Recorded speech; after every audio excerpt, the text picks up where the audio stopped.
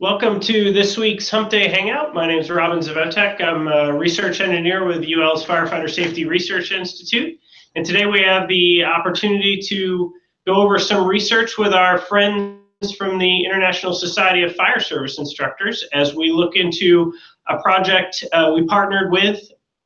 So we'll kind of go through the room here, do some quick introductions, and then kind of get into a little discussion about how you can partner with FSRI and how we can go about answering questions for the fire service. This one happens to specifically be on basement fires, but there's all kinds of questions out there, so we're always looking for new ideas. If you've got questions for the panel, feel free to use Twitter, #FETalk, or we'll monitor our Facebook page, UL Firefighter Safety, or our Twitter account @_UL FSRI. So if you have any questions, go ahead and shoot those over, and we'll try and answer them. Let's quickly go through the room. On the far end, at the very beginning of the camera, we have Dan Madrzykowski.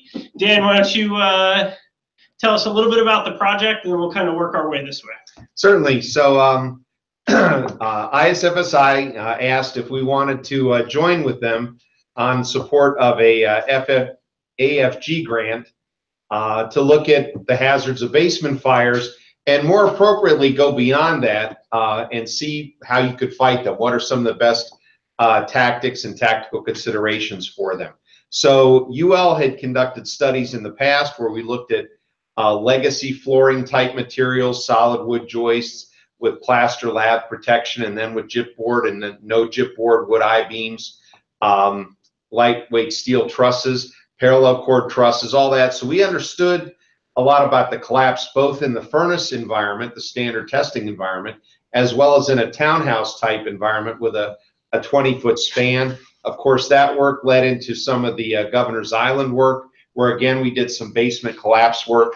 When we were working with ISFSI in Spartanburg, we had an opportunity to do one basement experiment with a basement level attack and look at the questions about, did we push fires, create high steam conditions upstairs, things like that, and we didn't have any of that. So the evidence so far was saying that there were better ways or different ways to look at a basement attack other than working from the top down, basically going in the chimney and down the top.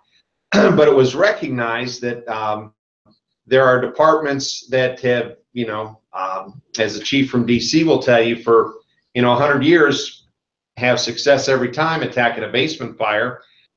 Maybe a little uncomfortable, but it's not a big deal. It's part of the job, and you just go in, take the line down, knock it out. And then there are other times where there's a very different result, and they can't make it down the stairs. People get hurt or worse. And what's the difference? And the difference is really the ventilation.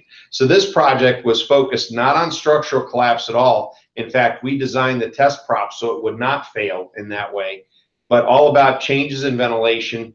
What happens if you have a basement that has no windows or doors? What happens if you have a basement that just has small windows on the side?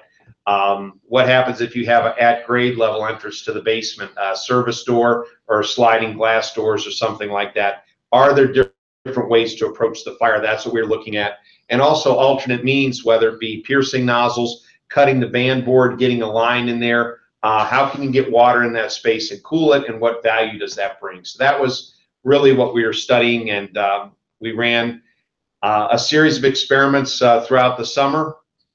And I'll let, how we got to those experiments, I'll let Brian Kazmierzak take you through that a little bit, because ISFSI did a neat thing in that they put together a tech panel sort of to evaluate and work with us. All of us work together to help design the experiments all the way now what we're doing today. They're all here today at UL FSRI headquarters, world headquarters, dominating from Columbia, Maryland. But all 5,000 square feet. Yeah, all 5,000 square feet. And but we're working on the curriculum, because we're developing it, working together, developing it and evaluating it, and it's really been a great process. So maybe Kaz can tell us a little bit about some of that process. Yeah, so I want to start off by saying that ISFSI, or the International Society of Fire Service Instructors, is not new to the research world.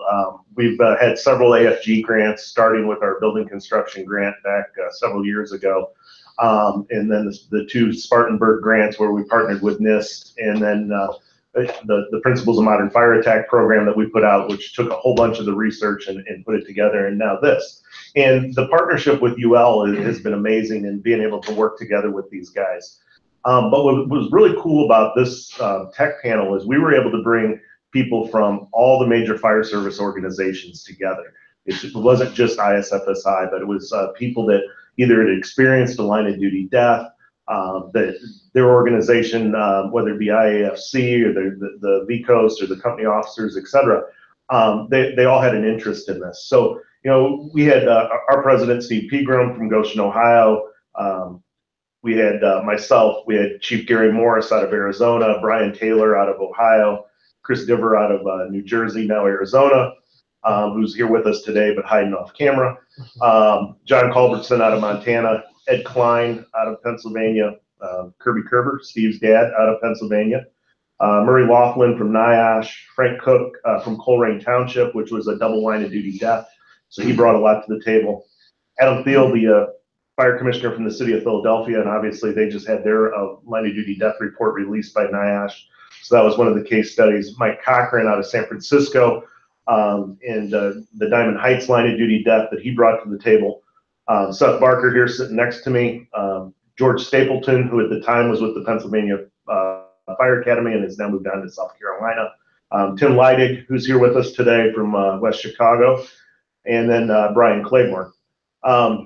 Additionally, we had Rob Callahan from the Washington, D.C. Fire Department, and Rob's here today as well. And Rob brought a great amount of knowledge to the panel about the Cherry Road fire. And, you know, if I go back in my career, and you know, when I first started hearing about fire research, I think the first time I ever heard about it was Dan talking at FDIC about Cherry Road. So it's definitely something, you know, that stuck with me, and you know, we're able to tie it all the way back to May 30th of 1999. So there's a lot of the stuff that I've learned in the panel that I wish I would have known as a recruit firefighter or as a young lieutenant. You know, how these basement fires burn, because you'd go to these fires and you know, you'd see things, and why'd this thing burn itself out? You know, I wanted to play, I wanted to have fun, but the thing burned itself out, and you necessarily didn't understand it. Well, now, you know, understanding that whole fire triangle and how the oxygen affects everything, and the construction, et cetera, and how ventilation affects it was a huge learning experience for me. I saw things that I thought I knew, but you know, maybe I didn't necessarily understand. So I think that was a big part of this. And you know, so the deliverable out of this is 50 classes delivered throughout the country.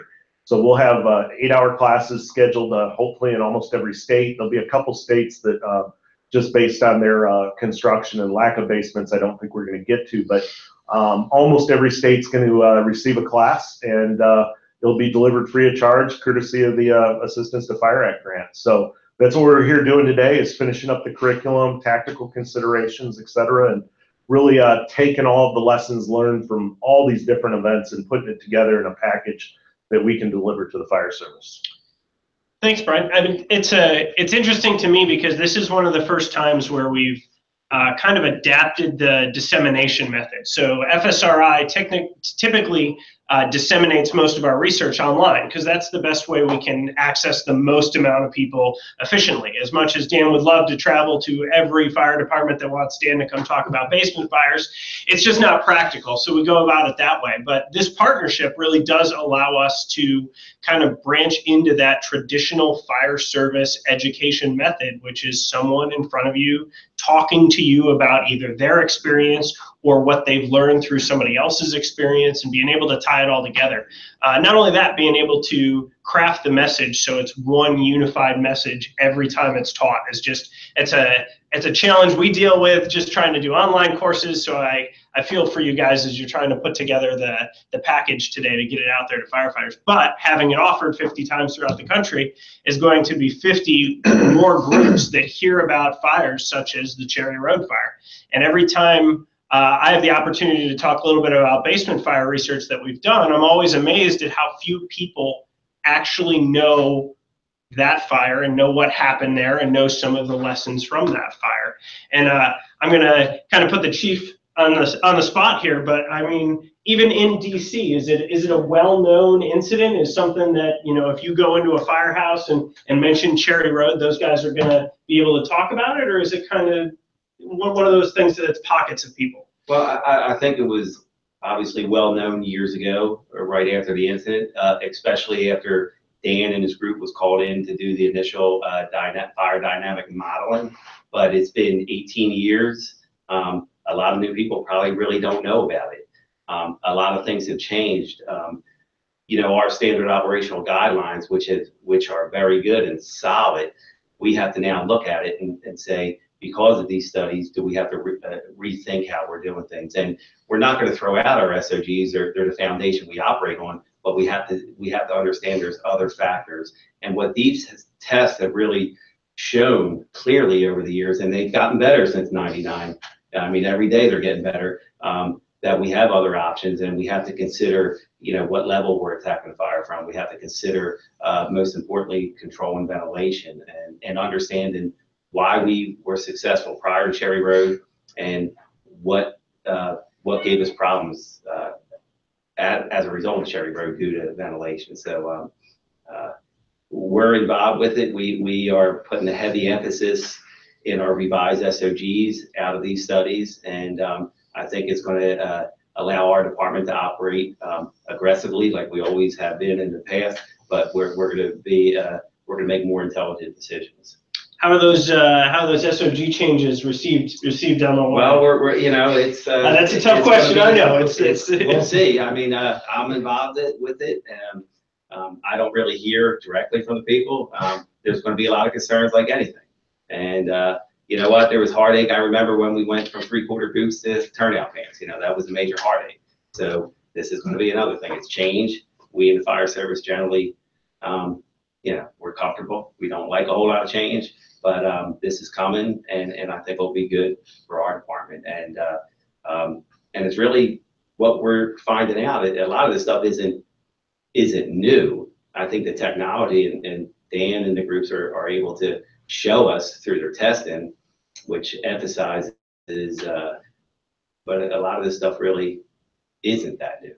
No, I would agree. I don't think as you start reading back through history, and you can go back to, you know, Braidwood's book from the 1830s or something like that, and he talks about fires being controlled by ventilation. And I actually grabbed a copy of it the other day, and Dan and I were reading through it again, just because it's not that long. It's about 50 pages if you're ever really interested in it. It's not a massive educational book like we now think of a fire service training manual. It's a nice, small, almost pamphlet style book, and there's some great stuff in there that is spot on. But like every other piece of history, some of it was accurate and some of it wasn't, and a lot of it was accurate for the time period. And as we've kind of evolved, we have to make sure we're evolving these things as we go. So as Dan pointed out early on, this project really had the opportunity to take and look at larger basements. So some of the stuff done at Governor's Island was a smaller basement. It was a row home style basement. You were more looking at like, what's the difference of being a half story up or a half story down necessarily than, you know, going directly down a set of basement stairs. So that evolved. Our fuel loads have evolved. Our actual contents in there that burn, but also the actual structure itself is now contributing significantly more to the fire load. So I think this is one of those great projects, and I'm going to have Seth talk a little bit about here what the process was about kind of picking the things you were really interested in. Because you say basement fires, and there's a whole bunch of things, and everybody pictures a little bit of different basement fires. But you guys did a really good job of kind of narrowing down the tech. I'm going to call it technology, but a lot of it's not really new.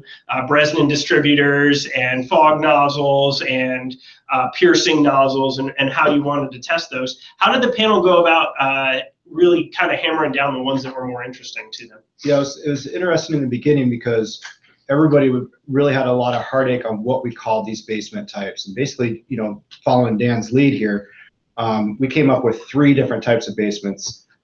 Full access, meaning a human being can fit through that access, whether that be a door or window. Limited access, meaning you can't fit a person through, but you can get some type of appliance or host stream through, and then no access, meaning that the basement can only be accessed from the inside of the structure.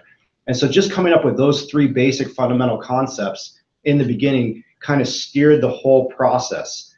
For me, being part of the process from the beginning all the way until today, being at the end of the process, it was really kind of eye-opening on how much work goes along with one of these grants, both from starting the grant process, getting funding, and then implementing those funds in the right way. And so we got this tech panel together, again, as Brian was talking about, of a whole cross-section of the fire service sitting in one room and just talking about the prop and how we were going to test basement fires in the beginning, and then watering that all the way down to applications of host streams, nozzle types, tactics, strategies to try to get to the end result. So the big eye-opening thing for me was how much work goes along with an experiment like this. It's not just showing up in Philadelphia and burning a whole bunch of houses down. It's a tremendous amount of work that I got to witness that UL puts into each one of these burns.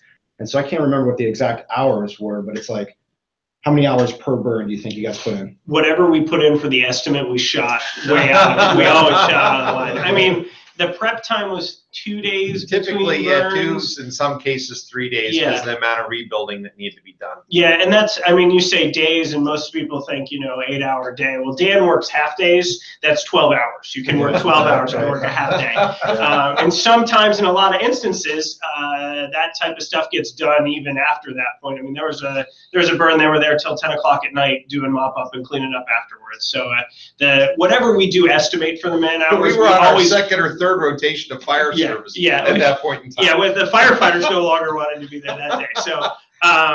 So that we always undershoot that, but I mean it's in the thousands of man hours when you start to think about not just, because it's not just conducting the burn, it's acquiring the furniture that needs to be there, which requires someone from our purchasing group to get in there, and then somebody's got to actually receive it and sort it and put it together and put it in the room and then weigh it. We have some expert furniture weighers in this group. So yeah, all of that together, it probably is close to 1,000 or 1,500 man hours per experiment, because you have 8, 10, sometimes 12 people. Well, and then for the sofas and some of the other materials, we've taken those back to the lab to either get full calorimetry on it, full scale, like burning the sofas, or pieces of the carpeting and other components. We'll be testing those bench scale and a calorimeter, so we have some idea of the heat release rate contribution. Again, not only for this project, but just to add to the database for everybody. Sure. And I think you got to keep in mind that that building's got almost 300 channels of data in it, plus anywhere from 16 video channels to, with GoPros and thermal imagers and whatnot, we had 24, 25 cameras working at any one time. A couple of days we had the drone operational. We've got Josh, our video guy, running around with the steady cam and various other shots. So it's a lot of work, and now we're in the process of all that data from all those tests, and hours and hours and hours of video. Got to go through it and sort it out, and we've got a good chunk of it done, ready to be inserted in the curriculum. But there's still some additional pieces that we'll want to work through. So we've got another couple of weeks to try to get that finalized. But it's been a push, because it's a lot of really good information. And one opportunity we had, I don't know if Chris wants to talk about this, but July 13th, we kind of had an open house. ISFSI invited people in. If you want to, sorry, you were there that day. So. I was, yeah. The open house was open to the public and news media, and there was a very, very well attended, I thought. And I think it was eye-opening to everybody that was there on the dynamics of the fire, and how you can have one part of the building is heavily involved in fire, but not a lot of smoke on the other side of it, and how when you open up different windows and different doors on opposite sides, exactly what that flow path does, and how quickly the conditions on the interior deteriorate. And then also how effective the attack is if it's in the right place. Right. Yeah, if you're not hitting the seat of the fire, we all know you're not doing anything to change the conditions on the inside. Something I wanted to build off of is what Seth talked about, the 3 types of basements. And I think that's important, because the first day that we all came together back in January, we're all from throughout the country. We all call things different. My area, we have something called Michigan basements. You go to the DC area, they have English basements, you walk out basements, lookout basements, etc. And, we had all this discussion on different names and terms of basements and, how we were going to show it as part of the class. And, I think it's really important to say, no matter what we call it, there's really those three breakdowns that Seth mentioned. There's the limited access, there's the full access, and then there's no access. Because, it doesn't matter what area of the country and what you call it. All the other things are still going to be there. There's still going to be the below grade. You're still going to have the building construction concerns, et cetera. So I think we need to try to get past some of those regionalization type things in the fire service and realize, that we can break it down into a lot, bigger chunks when necessary. And I think that's a good point. There's a local department in this area that just put in a new SOP maybe 2-3 years ago, and it was as the result of a incident where some folks got hurt pretty bad and basement fire, and they had some training that they were doing. And one of the complaints that I was hearing from the firefighters was that the majority of the training was discussing different basement types and not about what the new strategy was or the new tactics were, any of that kind of stuff. So that was something that, we brought when you guys had the meeting, kind of reminded me that, we really got to simplify this and really break it down to make it useful. And of course, one of the main features of working with ISFSI and what you guys are so good at is basically taking this knowledge, this research, this data, and getting it out to the street. And and that's what this group here is focused on. I don't know if you want to talk a little bit about that and the process. Yeah, so the process is, these guys doing a lot of the heavy lifting with UL and implementing the experiments and doing the research and doing the work, and then encapsulating that knowledge and forming a plan to have it in a deliverable model. So it's one thing to talk about what the research says or does, but it's another thing to actually implement that into training to make sure everybody goes home at the end of the day. So putting that knowledge into practice is the biggest piece of this, and that's what we're here finalizing the next 3 days is forming a deliverable curriculum that we can push out to the streets. I think the other point to add to that is there's one other deliverable as well, and that's a video, because we know we can't hit every firefighter with the curriculum, but there'll be a 15 to 20 minute basement fire tactical considerations video released as well. So, for those that we can't hit with the curriculum, hopefully we can at least get that video and ask them, cause them to ask more questions, cause them to seek out answers, read the reports, etc.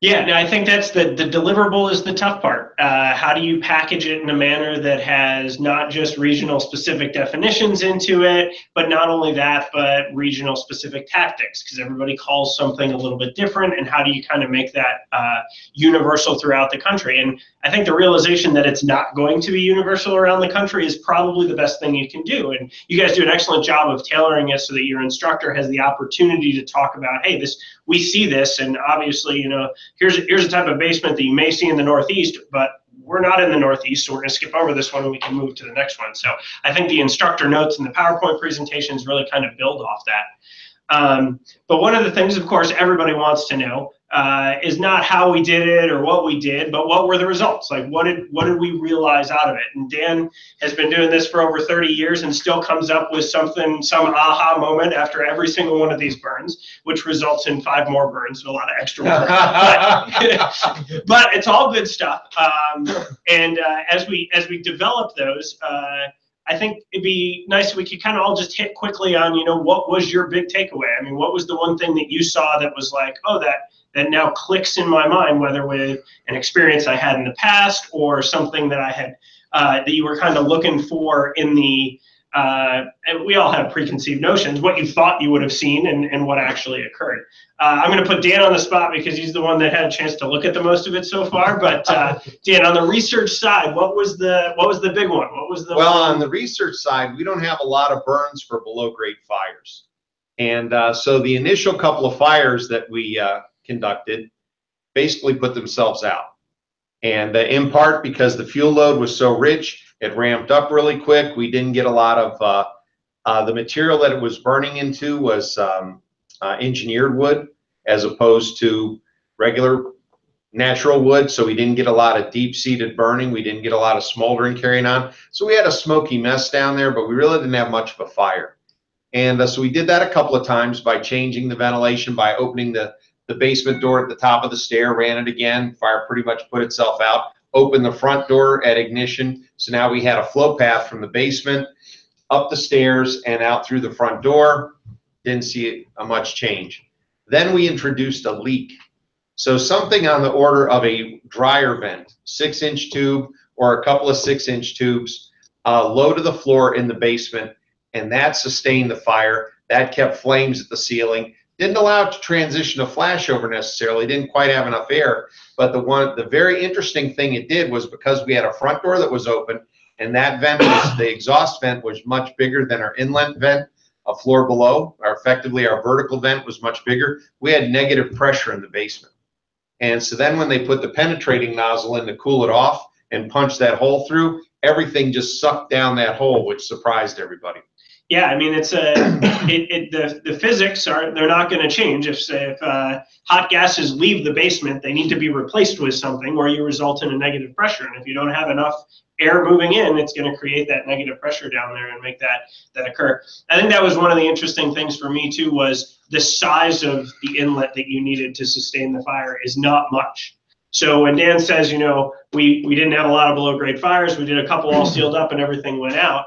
All sealed up on research terms is pretty different than all sealed up on a house. When you take into consideration of even floor drains that happen to be in the concrete in the basement, if you've got any sort of vents coming in for your furnace or your water heater or your dryer, or even plumbing vents going out through there, it doesn't take much when we start to have those small openings to be able to sustain that. And then when you allow to have the opening up top, it allows it all to kind of flow out the top of the chimney, which is where we've seen. One of the interesting things for me, I think, was the timing associated with it. I mean, the difference of an attack crew going down the stairs in tenable conditions and untenable conditions was on the order of seconds. It wasn't on the order of, oh, this looks okay, we should be able to get down here, and then 2 minutes later, well, we couldn't get down there. It was, looked great from the top of the stairs. By the time you were at the bottom, it wouldn't have been anything that you would have been able to get down the stairs. So really, really interesting. I mean, anybody else got anything that really struck them? Yeah, I mean, there were several common denominators that we had with all of the testing and with the line of duty deaths that precipitated this research. But the one big takeaway for me was the someone on the scene, whether it's the initial incident commander, somebody needs to do a 360. Many times what we saw in the NIOSH reports was that there was no 360 done. They didn't know it was a walkout basement. They went in the first floor and they fell and they ended up burning to death. And that to me was the biggest takeaway, that I think this training needs to emphasize, is the 360 needs to be done. Needs to be done by somebody, has to do it. The suppression techniques that are still out there riding in the backs of our compartments that our forefathers put into play was a big takeaway, whether it was the spike, the piercing nozzle, distributor nozzle, cellar pipe, all those different things that are still floating around in the back of our cabs that are just collecting dust or spiders. And we tried them out there, and it's an interesting play on how they effectively work and what we were taught and what our grandfathers taught us, and we're still not putting it into play. That was interesting. And then, like you said, trying to make the top of the stairs and get down the stairs when things were breaking loose. The other piece that we didn't really talk about is the effect on the gear at the top of the stairs, high, low, what it's doing to the gear, what it's doing to the face pieces, that if a substantial fire down there, your gear is going to take a beating, and there's a good chance your face piece could be compromised. Yeah, I like to explain it as we learn the 3 modes of heat transfer: conduction, convection, and radiation, but then we forget to tell you what it means to you. We give you an example of a spoon over a candle or a hair dryer or a hot sunny day or a campfire, but nobody says to you, hey, when you're going down the stairs in a basement fire, all 3 modes of heat transfer are hitting you at the exact same time, as fast as they possibly can. That is the worst place for your turnout gear to be, because it is only really designed to protect you against maybe one of those at a time, and not for a duration of time, but very quickly. So that was an aha moment to me as a firefighter, that nobody ever told me, that they didn't tell it how it related. They related all the fire transfer and how it spreads and smoke, but not exactly to you as the person who's trying to go in there and make it happen. I mean, and that's another big unknown. So firefighter turnout gear is tested in convection ovens that have a velocity that's 3 miles per hour or less. And at the top of the stairs, we're seeing 6 miles an hour, 10 miles an hour, 15 miles an hour, depending on what the basement ventilation is. So that changes the amount of safe time that you have, because it's increasing the heat transfer rate when the velocity increases. And again, that's not really quantified in the test standards at this point in time. So that may be another issue that may come out of some of this work, that, that's got to be looked at. And to put that into perspective, that's like a nice, lazy, hot summer day. You could have a 3 mile an hour breeze and barely feel it. When you have a 20 mile an hour wind, you're going to be like leaning forward, walking into it, for a perspective of what that feels like. And that's the difference in what, we were seeing some of these top of these stairs, or even out the front door at times, was that type of a speed of energy coming to you. Now, Chief Callahan, did you want to talk about sort of your experiences with the basement? I know we're going to have it on video in the class. Well, so anyway, there's so many great takeaways, and I think for me, the greatest takeaway, and you're not going to like this, is what didn't happen. Okay, so the first test, it was very difficult to get a fire going in a limited basement, a basement with limited access or no access. Okay, and so for a scientist, that's frustrating, because the fire's not burning. But for me, it explains, again, why we've been successful over the last 100 years doing what we're doing. So that information is very important, because now we can take that back and say, all right, throw in a slider now. And I've always said, I think a slider is just as dangerous as a truss, okay, when it comes to firefighter injuries and fatalities. So we have to recognize, you throw in a slider in a basement that has that rear access with that huge ventilation opening, it's going to change everything. So if we're operating at a basement with full access, or basement access in the rear, we have to think of how we're going to attack our fire. Where's the best option for our first hose line to go? Is our best option to hold it at the top of the stairs, as opposed to go around the back? Is it safe to have crews operating above the fire? Then you throw in the construction technique. So all these things are great takeaways, but what didn't happen explained more to me, that I'll be able to push to our folks to understand why we've been successful. And when we have those other factors, when we do our 360s and we recognize those other factors, we have to take that into consideration. And we can't have a one size fits all. We constantly have to be thinking and sizing up. And I think that's important too, because I know when I left here in June, after we had kind of the anticlimactic burn, I left here almost a little disappointed, going, oh, okay. And then I'm sitting and thinking the whole way home on the plane, going, wait a second, that really explains a lot now, So to me, even though I left a little disappointed, going, oh, I didn't see what I wanted to see, in the end, I learned more from that than I ever could have. So I think that whole ventilation air piece is a really big takeaway for this entire project. Yeah, and I think, and Dan could talk to this a little bit more, but it's almost as if it's the ones you show up to where you clearly have a working basement fire, you have to assume that it already is getting air from somewhere, because if you showed up and there's enough sustained fire there, it had enough oxygen to continue doing it. What we were seeing in the experiments was 7-8 minutes, about the normal response time. You'd start to see the fire decrease. So you'd be arriving to a fire that's actually decreasing in size. We don't see that happen in the fire service. And why? It's because there is that piece is already there. So I like the concept of it didn't happen, but it's interesting to me as a firefighter, you take it away to your response times, and DC, you may be at 5 minutes, so you guys may be getting there just before it's happening, whereas where Kaz is at, it could be 7 or so minutes. So as you take that away, you're adding the pieces together to say, hey, if I show up and I've got smoke pumping out of the top of this basement door and it's not slowing down at all, it's got air from somewhere. I have to assume that it's already going to sustain itself, and now we need to do something about it, which is probably 95% of the fires you arrive to that are a basement fire. So although it didn't happen in the ones that we were doing there, you could come across that, but more likely than not, you're going to have something that's they've called you because they've noticed that this is a problem. And then the ones where we had limited ventilation, like the small windows on the side and a little bit of a leak, we noticed that there was growth cycles. So it's up, it's down, it's up, it's down, and you get out half hour into it.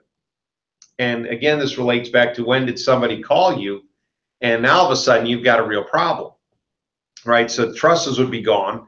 The fire is in that floor space. Trusses in part of the house would be gone. The fire has moved into that floor support or floor assembly space. And because the fire is high, that makes it a little easier for it to get more air down the basement stairs and support a bigger fire. And it's a more hazardous condition again, where, you know, 10 minutes earlier it wasn't so bad. It was worse 5 minutes before that, and 5 minutes before that, not so bad. So it was kind of interesting from a science perspective to see these cycles. But again, also, it's for any given basement, it's not only what the fuel load was, what the ventilation is, but also the time into the fire that affects what you have, which, you know, brings about what the firefighters always tell us, right? Every fire is different.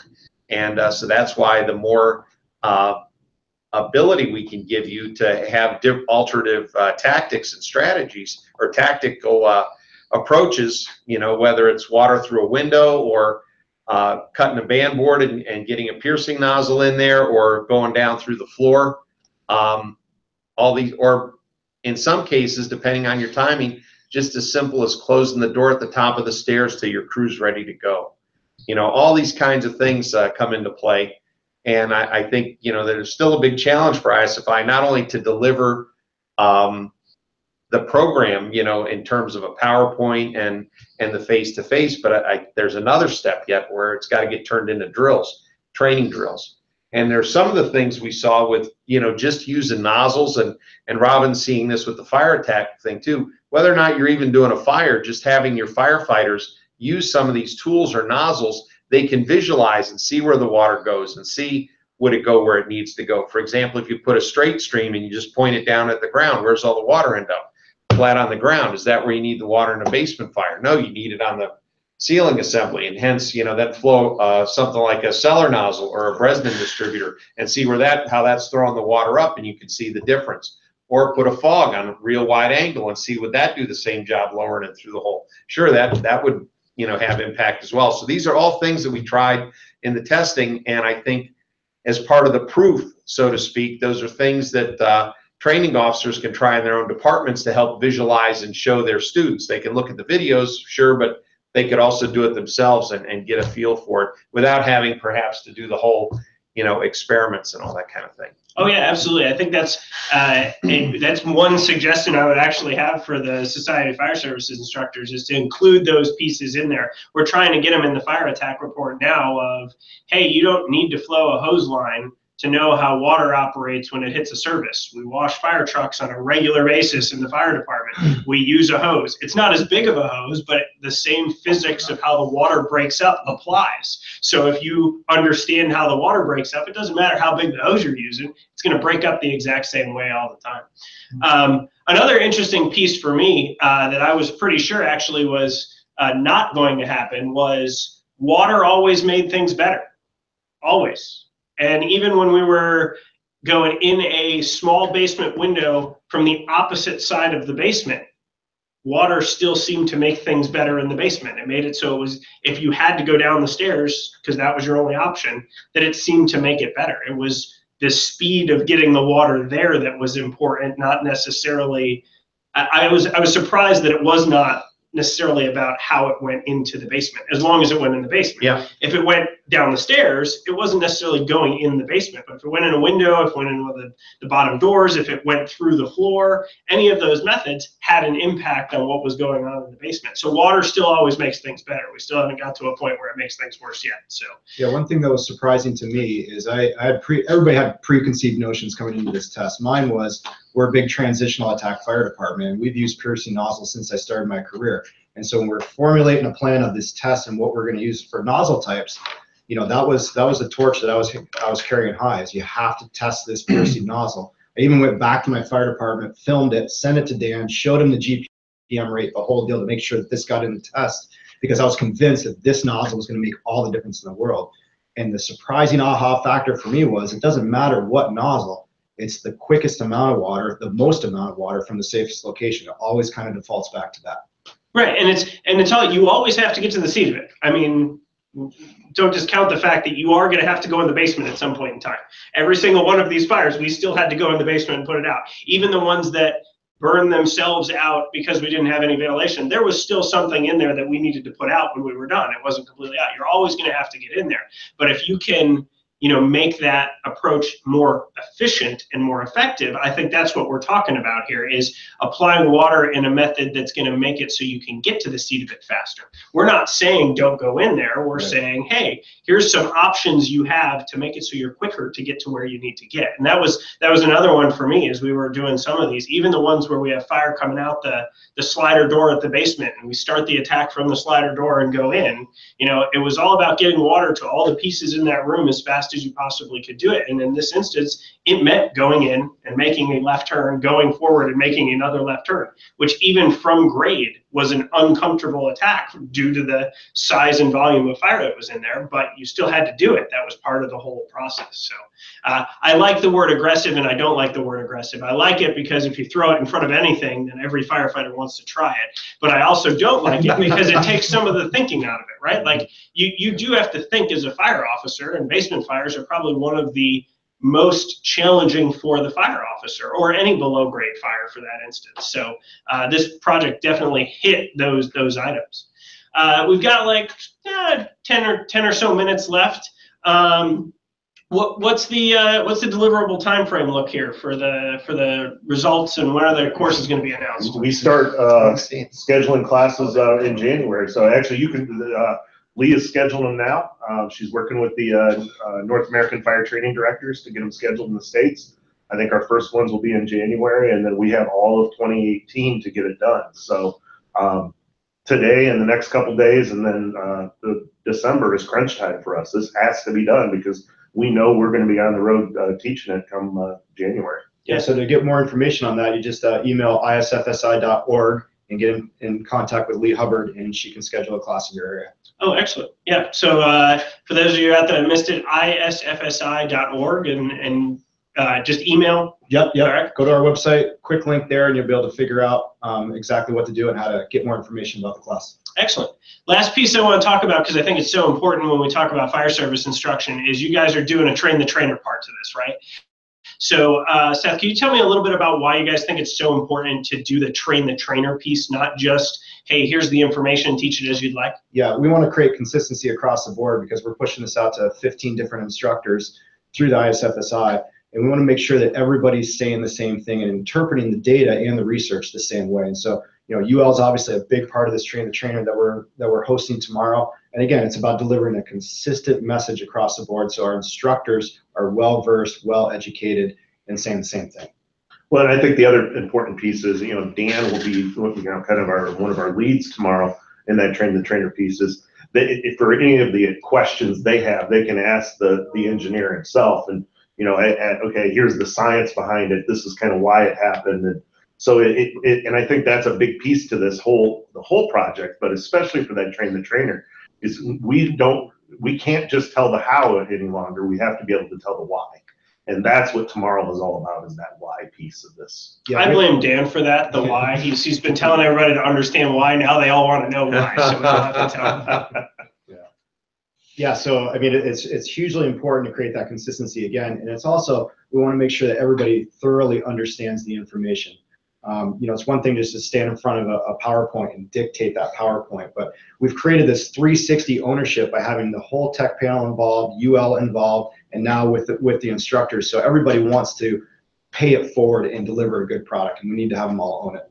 That's what tomorrow's all about. Yeah, it's a huge key piece to it. I mean, the more we go out and present, and the more we go out and talk, we realize that if you don't have full understanding of what you're presenting, it just becomes much more difficult when Dan sits in the back of the room and asks you questions like, "Are you sure is that how that works?" Well, I want to thank you guys today. We really appreciate you taking some time out of the building of the course, because you guys still got a whole lot more to do of that over the next day or so. I heard Dan's making you work a half day today, so you'll be in here working until at least 6 or 7 o'clock at night. But thank you so much for taking your time out of the schedule to get it done, and we look forward to what the results are going to be. For those of you out there who are following us, we do have a whole bunch more projects going on at FSRI. Head to our website, ulfirefightersafety.org, and you can take a look at any of the projects. It's actually a newer website. We just launched it a couple of months ago. This project will be up there along with all our other projects. And there's several videos, teaser videos and informational videos already up there from this project. Yep, they're all up there, and you can find those on YouTube and our Vimeo account as well if you're looking for those, so feel free to check those out. And as always, if you have any questions, go ahead and contact us at FSRI. Go ahead and contact the Society. We'd be happy to answer any questions out there. With that, I hope you guys have a wonderful day, and thanks for joining us on today's Humpday Hangout. Thanks.